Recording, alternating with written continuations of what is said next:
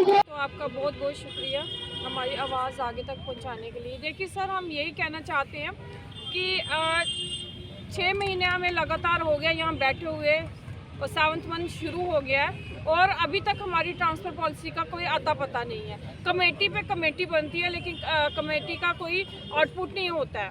हमें पता ही नहीं है ये लोग क्या क्या काम कर रहे हैं। जैसे रविंदर रैना साहब भी यहाँ थोड़े दिन पहले आए थे, उन्होंने भी फिर से हमें आश्वासन दिया।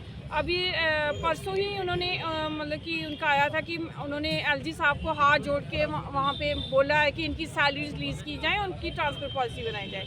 अब हमें भी देखना है कि एलजी सर आगे क्या करते हैं। और सर अब बहुत मुश्किल है वहाँ वापस जाना क्योंकि टारगेट किलिंग रुकने का नाम नहीं ले रही और जहाँ पे हम रहते हैं अब उन्होंने भी हाथ जोड़ दिए हैं, तो इसलिए हमारे लिए बहुत ज़्यादा मुश्किल है वहाँ पे काम करना।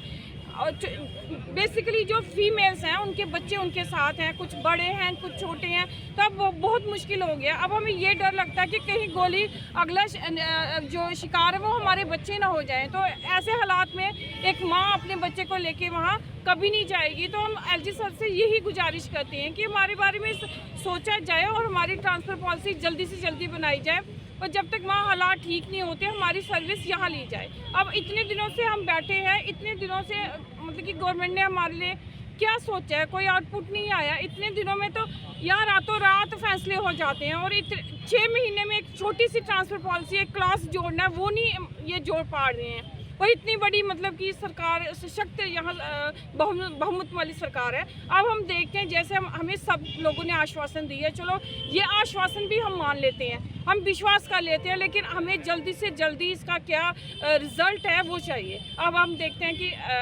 गवर्नर साहब आगे क्या करते हैं। शुक्रिया सर आपका। मेरा नाम कुलदीप कुमार है और आपने देखा, आप देख रहे हो कि ये 1 जून से ये सत्याग्रह शुरू हुआ और इस सत्याग्रह में हमारे बहुत सारे भाई बहन जो है उनका देहांत हो गया किसी बीमारी के कारण। और आज सुबह एक दुखद खबर हमें फिर आई कि हमारी एक बहन जो श्रीनगर डिस्ट्रिक्ट में अपॉइंटेड थी, उनका नाम रूही भगत, एज ए टीचर वो काम कर रही थी, तो बीमारी के कारण वो भी इस दुनिया में नहीं रही, तो उनका भी इंतकाल हो गया।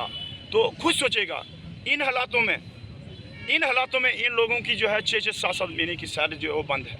और आज जो है हमें 7वां महीना चल रहा है, लेकिन सरकार से हमने बार बार ये निवेदन किया था कि हमारी कोई भी ट्रांसफ़र पॉलिसी नहीं है। और 15 साल हमने कश्मीर वादी में दिए बड़े अच्छे तरीके से, और लेकिन उसके बाद हमने जब वहाँ पर टारगेट किलिंग का दौर वो सिलसिला शुरू हुआ तो फिर हमने सरकार से निवेदन किया कि मेहरबानी करके कम से कम अगर उस टाइम जिस भी सरकार ने गलती की थी तो मेहरबानी करके उस गलती को सुधारिएगा।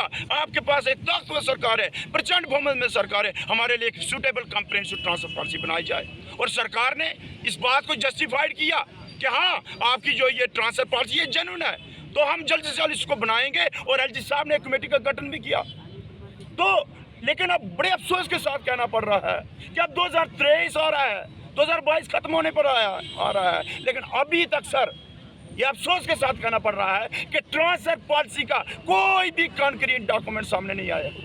और इसीलिए फिर हम आपके माध्यम से कहना चाहते हैं कि मेहरबानी करके एलजी साहब ने, अमित शाह जी ने, मोदी जी ने जो वादा 2022 में हमसे किया था कि आपकी ट्रांसफ़र पॉलिसी बनाई जाएगी और लागू की जाएगी, तो मेहरबानी करके उसको वक्त आ गया है लागू कीजिएगा, क्योंकि ताकतवर सरकार जो है वो 6 महीने नहीं लगाते हैं। इन मुलाजमीन के साथ क्यों सियासत खेली जा रही है? तो मेहरबानी करके सियासत करने का वक्त नहीं है, तो मेहरबानी करके जो वादा किया है इनकी ट्रांसफर पॉलिसी लागू की जाए 2022 में भी, ताकि हमारा वादा जो है, आपका वादा जो है वो 2022 में पूरा हो जाए। तो नहीं तो वो कहते हैं फिर कि कुछ वक्त क्या खामोशी है, निराशापन है, फिर कुछ वक्त की खामोशी है, फिर दौर आएगा, फिर कुछ वक्त की खामोशी है, फिर शोर आएगा। आपका तो वक्त आया है, हमारा तो दौर आएगा, हमारा दौर आएगा।